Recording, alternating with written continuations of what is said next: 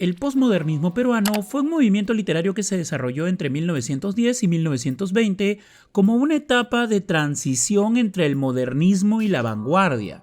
Se caracterizó por un retorno a la realidad, un lenguaje más sencillo y una inclinación hacia lo regional y lo familiar.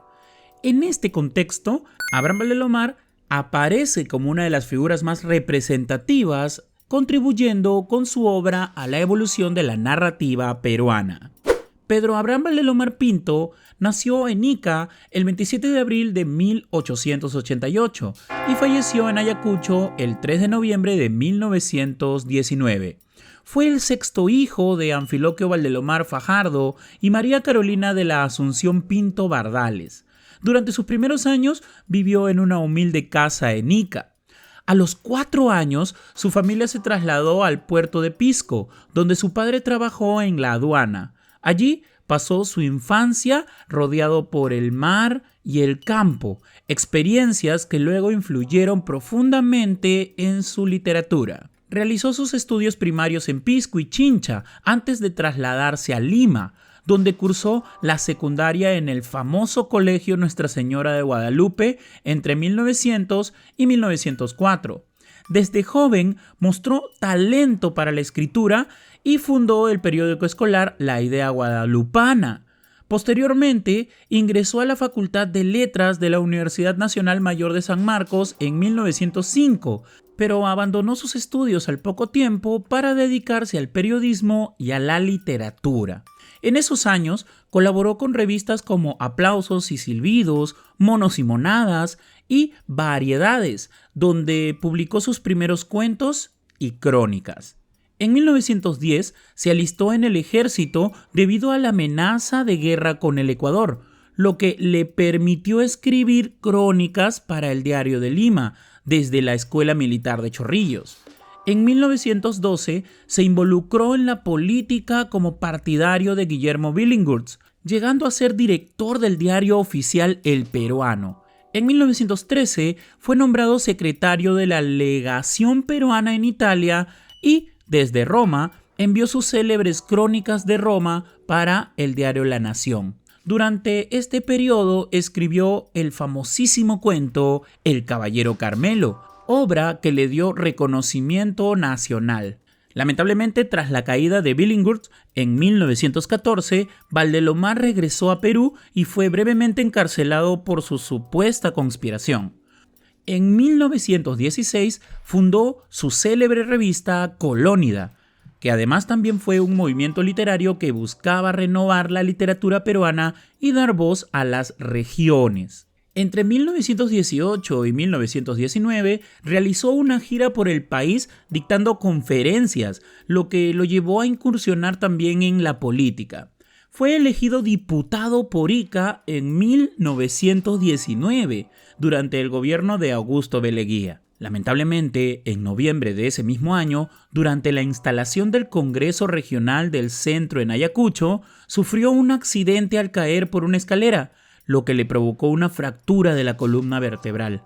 Murió 2 días después, a los 31 años de edad. Sus restos fueron trasladados a Lima y enterrados en el cementerio Presbítero Matías Maestro, cumpliendo su deseo de ser sepultado en tierra y no en un nicho. Dentro de la narrativa de Abraham Valdemar se pueden distinguir muchísimas características. Algunas de ellas son las siguientes: lenguaje sencillo y directo. Valdemar utiliza una prosa clara y accesible, evitando adornos innecesarios. Evocación de la infancia y la familia. En muchas de sus obras, como El Caballero Carmelo, la nostalgia por la niñez y los valores familiares son elementos centrales en su obra. Fuerte presencia de lo regional y costumbrista. Retrata con detalle la vida provinciana, especialmente de la costa peruana. Simbolismo y emotividad. Sus relatos combinan la descripción realista con una carga emotiva que resalta valores como la lealtad, el honor y la ternura. Dualidad entre la modernidad y la tradición. Su obra oscila entre el recuerdo de tiempos pasados y la necesidad de renovación literaria. Valdemar fue un escritor muy prolífico que exploró diversos géneros literarios, pero sus obras más representativas incluyen El Caballero Carmelo, cuento criollo que consolidó su fama, Los ojos de Judas y El vuelo de los cóndores, que son cuentos con una fuerte carga emocional y nostálgica. Evaristo, el sauce que murió de amor, que es un cuento que combina el humor y la sensibilidad. La ciudad muerta y La ciudad de los tísicos, novelas de influencia modernista. Yerba Santa, novela corta con elementos románticos y costumbristas. Y Los hijos del sol, que es un libro póstumo de 1921, que es una recopilación de cuentos inspirados en la época incaica. Ahora bien, para entender un poco más la obra de Valdelomar, a continuación leamos el cuento El Caballero Carmelo. En la descripción de este video te dejo este cuento con actividades de comprensión lectora. Espero que te sea de muchísima utilidad. Ahora sí, leamos. El Caballero Carmelo. 1. Un día, después del desayuno, cuando el sol empezaba a calentar, vimos aparecer desde la reja, en el fondo de la plazoleta, un jinete en bellísimo caballo de paso, pañuelo al cuello que agitaba el viento, sanpedrano pabellón de sedosa cabellera negra y henchida alforja que picaba espuelas en dirección a la casa. Reconocíamosle. Era el hermano mayor, que años corridos volvía. Salimos atropelladamente gritando «¡Roberto! ¡Roberto!». Entró el viajero al empedrado patio donde el ñorbo y la campanilla enredábanse en las columnas como venas en un brazo y descendió en los de todos nosotros. ¡Cómo se regocijaba mi madre! Tocábalo, acariciaba su tostada piel, encontrábalo viejo, triste, delgado, con su ropa empolvada aún. Roberto recorría las habitaciones rodeados de nosotros. Fue a su cuarto, pasó al comedor, vio los objetos que se habían comprado durante su ausencia y llegó al jardín. Y la higuerilla dijo, buscaba entristecido aquel árbol cuya semilla sembrara él mismo antes de partir. Reímos todos. Bajo la higuerilla estás. El árbol había crecido y se mecía armoniosamente con la brisa marina. Tocólo mi hermano, limpió cariñosamente las hojas que le rebozaban la cara y luego volvimos al comedor. Sobre la mesa estaba la alforja rebosante. Sacaba él uno a uno los objetos que traía y los iba entregando a cada uno de nosotros. ¡Qué cosas tan ricas! ¿Por dónde había viajado? Quesos frescos y blancos envueltos por la cintura con paja de cebada, de la quebrada de Humay, chancacas hechas con cocos, nueces, maní y almendras, frijoles colados en sus redondas calabacitas, pintadas encima con un rectángulo de su propio dulce que indicaba la tapa, de chincha baja, bizcochuelos en sus cajas de papel de yema de huevo y harina de papas, leves, esponjosos, amarillos y dulces. Santitos de piedra de Huamanga tallados en la feria serrana, cajas de manjar blanco, tejas rellenas y una traba de gallo con los colores blanco y rojo. Todos recibíamos el obsequio y él iba diciendo al entregárnoslo: para mamá, para Rosa, para Jesús, para Héctor. ¿Y para papá? Le interrogamos cuando terminó. Nada. ¿Cómo? ¿Nada para papá? Sonrió el amado. Llamó al sirviente y le dijo: «El Carmelo». Al poco volvió este con una jaula y sacó de ella un gallo, que, ya libre, estiró sus cansados miembros, agitó las alas y cantó estentóreamente.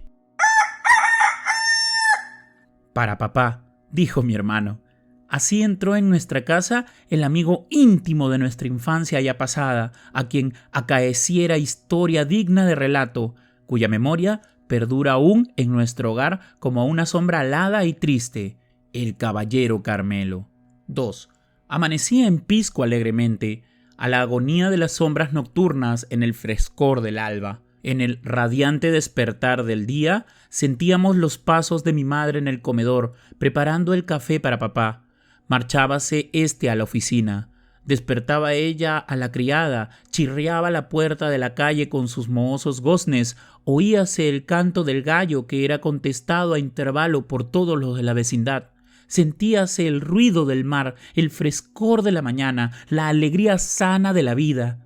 Después Mi madre venía a nosotros, nos hacía rezar, arrodillados en la cama, con nuestras blancas camisas de dormir. Vestíanos luego y, al concluir nuestro tocado, se anunciaba a lo lejos la voz del panadero. Llegaba éste a la puerta y saludaba. Era un viejo dulce y bueno, y hacía muchos años, al decir de mi madre, que llegaba todos los días a la misma hora, con el pan calientito y apetitoso, montado en su burro, detrás de 2 capachos de cuero repletos de toda clase de pan, hogazas, pan francés, pan de mantecado, rosquillas.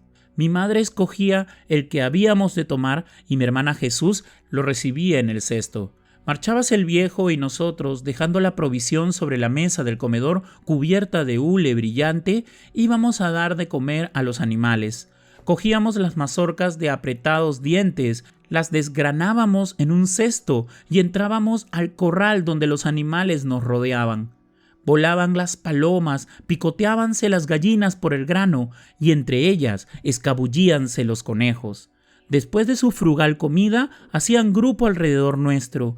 Venían hasta nosotros la cabra, refregando su cabeza en nuestras piernas, piaban los pollitos, tímidamente se acercaban los conejos blancos, con sus largas orejas, sus redondos ojos brillantes y su boca de niña presumida. Los patitos, recién sacados, amarillos como yema de huevo, trepaban en un panto de agua.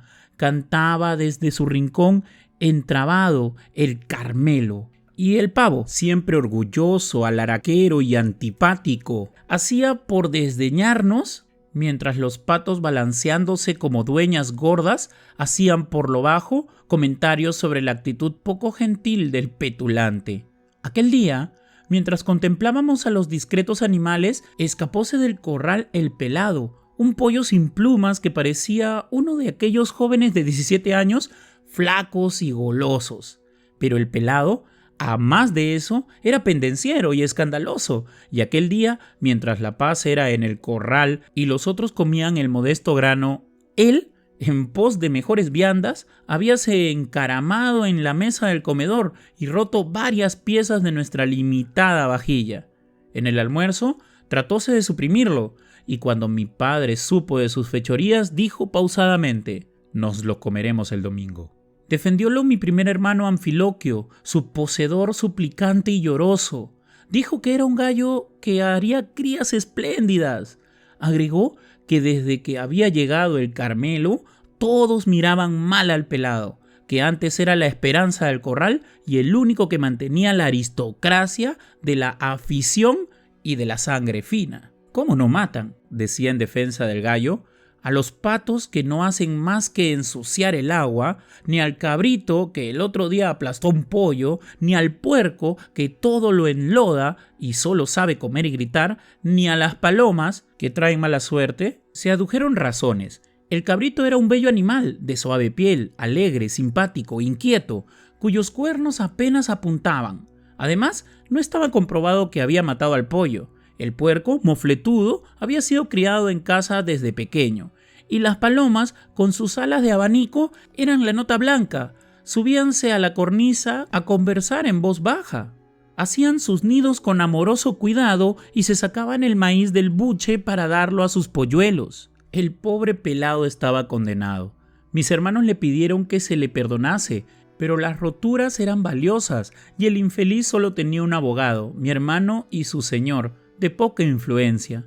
Viendo ya perdida su defensa y estando la audiencia al final, pues iban a partir la sandía, inclinó la cabeza. 2 gruesas lágrimas cayeron sobre el plato como un sacrificio y un sollozo se ahogó en su garganta. Callamos todos. Levantóse mi madre, acercóse al muchacho, lo besó en la frente y le dijo: «No llores, no nos lo comeremos». 3. Quien sale de Pisco, de la plazuela sin nombre, salitrosa y tranquila, vecina de la estación, y torna por la calle del Castillo, que hacia el sur se alarga, encuentra, al terminar, una plazuela pequeña donde quemaban a Judas el domingo de Pascua de Resurrección, desolado lugar en cuya arena verdeguean a techos las malvas silvestres. Al lado del poniente, en vez de casas, extiende el mar su manto verde, cuya espuma teje complicados encajes al besar la húmeda orilla. Termina en ella el puerto y siguiendo hacia el sur se va por estrecho y arenoso camino, teniendo a diestra el mar y a la izquierda mano angostísima faja, ora fértil, ora infecunda, pero escarpada siempre, detrás de la cual, a oriente, extiéndese el desierto, cuya entrada vigilan de trecho en trecho, como centinelas, una que otra palmera desmedrada, alguna higuera nervuda y enana, y los toñuces, siempre coposos y frágiles. Ondea en el terreno la hierba del alacrán, verde y jugosa al nacer, quebradiza en sus mejores días, y en la vejez bermeja como sangre de buey. En el fondo del desierto, como si temieran su silenciosa aridez, las palmeras únense en pequeños grupos, tal como lo hacen los peregrinos al cruzarlo, y ante el peligro, los hombres. Siguiendo el camino, divísase en la costa, en la borrosa y vibrante vaguedad marina, San Andrés de los Pescadores, la aldea de sencillas gentes que eleva sus casuchas entre la rumorosa orilla y el estéril desierto. Allí, las palmeras se multiplican y las higueras dan sombra a los hogares, tan plácida y fresca que parece que no fueran malditas del buen Dios, o que su maldición hubiera caducado, que bastante castigo recibió la que sostuvo en sus ramas al traidor, y todas sus flores dan frutos que al madurar revientan. En tan peregrina aldea, de caprichoso plano, levantase las casuchas de frágil caña y estera leve junto a las palmeras que a la puerta vigilan, limpio y brillante, reposando en la arena blanda, sus caderas amplias, duerme a la puerta el bote pescador, con sus velas plegadas, sus remos tendidos como tranquilos brazos que descansan, entre los cuales yacen con su muda y simbólica majestad el timón grácil, la calabaza que achica el agua mar afuera y las sogas retorcidas como serpientes que duermen. Cubre piadosamente la pequeña nave, cual blanca mantilla, la pescadora red circundada de caireles de liviano corcho. En las horas del mediodía, cuando el aire en la sombra invita al sueño, junto a la nave teje la red el pescador abuelo. Sus toscos dedos añudan el lino que ha de enredar al sorprendido pez. Raspa la abuela el plateado lomo de lo que en la víspera trajo la nave. Saltan al sol como chispas las escamas, y el perro husmea en los despojos.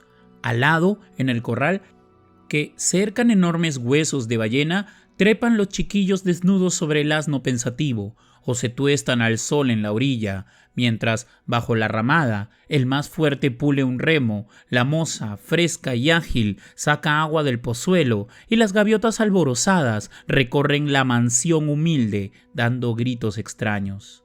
Junto al bote duerme el hombre de mar, el fuerte mancebo, embriagado por la brisa caliente y por la tibia emanación de la arena, su dulce sueño de justo, con el pantalón corto, las musculosas pantorrillas cruzadas, y en cuyos duros pies de redondos dedos piérdense, como escamas, las diminutas uñas.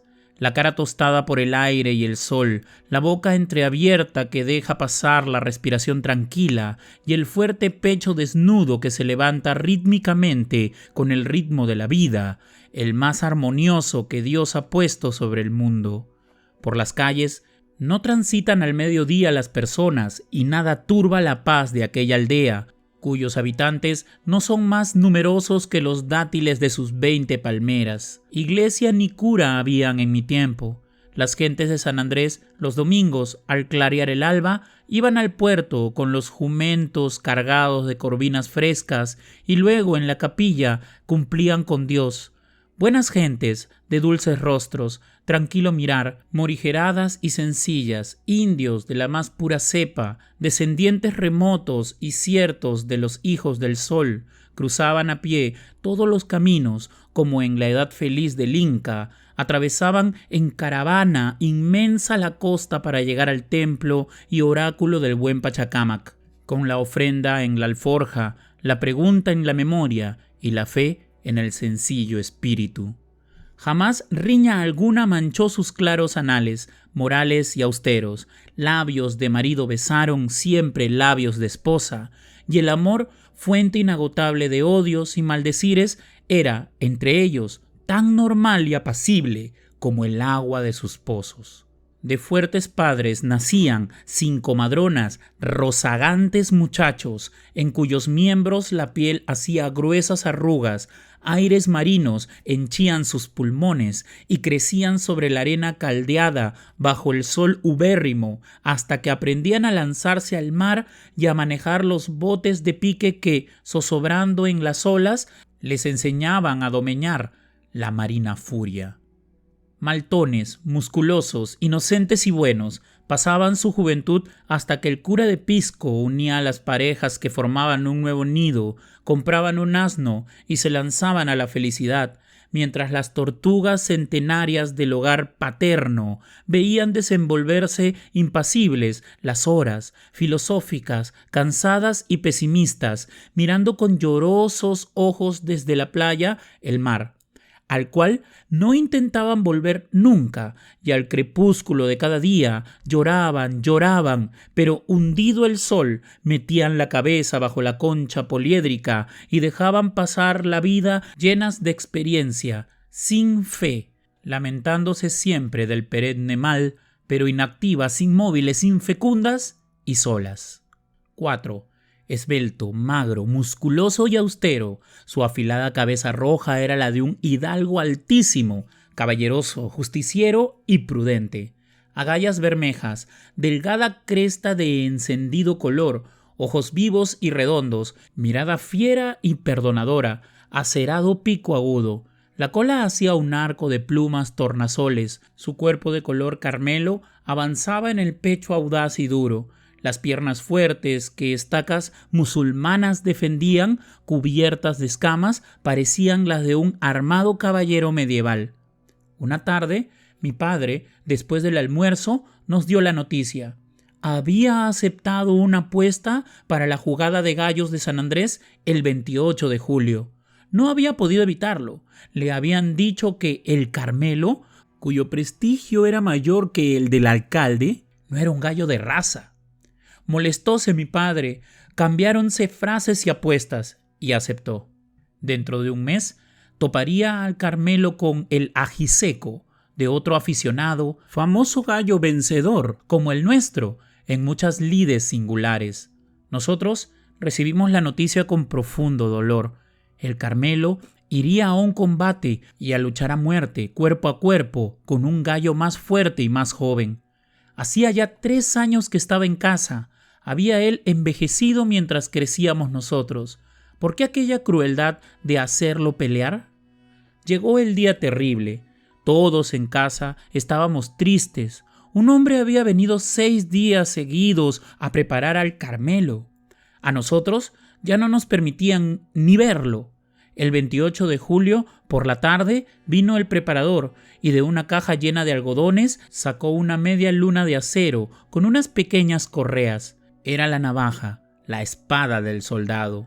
El hombre la limpiaba probándola en la uña delante de mi padre.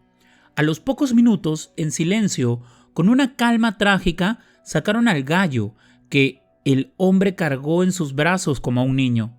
Un criado llevaba la cuchilla y mis 2 hermanos lo acompañaron. ¡Qué crueldad!, dijo mi madre. Lloraban mis hermanas y la más pequeña, Jesús, me dijo en secreto antes de salir: «Oye, anda junto con él, cuídalo, pobrecito». Llevóse la mano a los ojos, echóse a llorar, y yo salí precipitadamente y hube de correr unas cuadras para poder alcanzarlos. 5. Llegamos a San Andrés. El pueblo estaba de fiesta. Banderas peruanas agitábanse sobre las casas por el Día de la Patria, que allí sabían celebrar con una gran jugada de gallos a la que solían ir todos los hacendados y ricos hombres del valle.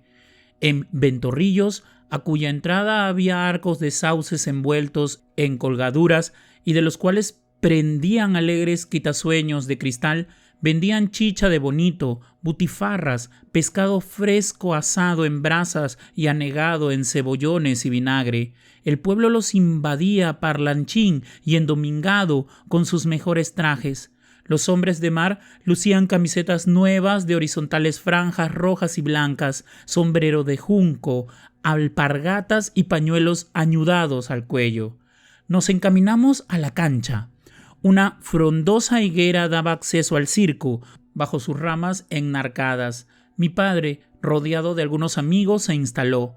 Al frente estaba el juez y a la derecha, el dueño del paladín ajiseco. Sonó una campanilla. Acomodáronse las gentes y empezó la fiesta. Salieron por lugares opuestos dos hombres, llevando cada uno un gallo. Lanzáronlos al ruedo con singular ademán.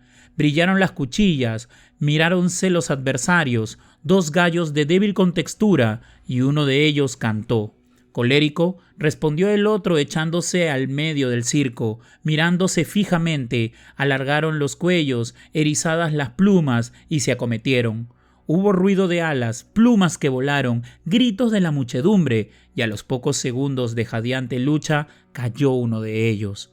Su cabecita afilada y roja besó el suelo, y la voz del juez: «¡Ha enterrado el pico, señores!». Batió las alas el vencedor, aplaudió la multitud enardecida, y ambos gallos, sangrando, fueron sacados del ruedo. La primera jornada había terminado. Ahora entraba el nuestro, el caballero Carmelo. Un rumor de expectación vibró en el circo. «El ajiseco y el Carmelo. 100 soles de apuesta». Sonó la campanilla del juez y yo empecé a temblar. En medio de la expectación general salieron los dos hombres, cada uno con su gallo. Se hizo un profundo silencio y soltaron a los rivales. Nuestro Carmelo, al lado del otro, era un gallo viejo y achacoso. Todos apostaban al enemigo, como augurio de que nuestro gallo iba a morir. No faltó aficionado que anunció el triunfo del Carmelo, pero la mayoría de las apuestas favorecía al adversario. Una vez frente al enemigo, el Carmelo empezó a picotear, agitó las alas y cantó estentóreamente. El otro, que en verdad parecía ser un gallo fino de distinguida sangre y alcurnia, hacía cosas tan petulantes cuan humanas. Miraba con desprecio a nuestro gallo y se paseaba como dueño de la cancha. Enardeciéronse los ánimos de los adversarios, llegaron al centro y alargaron sus erizados cuellos, tocándose los picos sin perder terreno. El ajiseco dio la primera embestida, entablóse la lucha, las gentes presenciaban en silencio la singular batalla y yo rogaba a la Virgen que sacara con bien a nuestro viejo paladín. Batíase él con todos los aires de un experto luchador, acostumbrado a las artes azarosas de la guerra. Cuidaba poner las patas armadas en el enemigo pecho. Jamás picaba a su adversario, que tal cosa es cobardía, mientras que este bravucón y necio todo quería hacerlo a aletazos y golpes de fuerza. Jadeantes se detuvieron un segundo. Un hilo de sangre corría por la pierna del Carmelo. Estaba herido, mas parecía no darse cuenta de su dolor. Cruzáronse nuevas apuestas en favor del ajiseco y las gentes felicitaban ya al poseedor del menguado. En un nuevo encuentro, el Carmelo cantó, acordóse de sus tiempos y acometió con tal furia que desbarató al otro de un solo impulso. Levantóse éste y la lucha fue cruel e indecisa. Por fin, una herida grave hizo caer al Carmelo jadeante.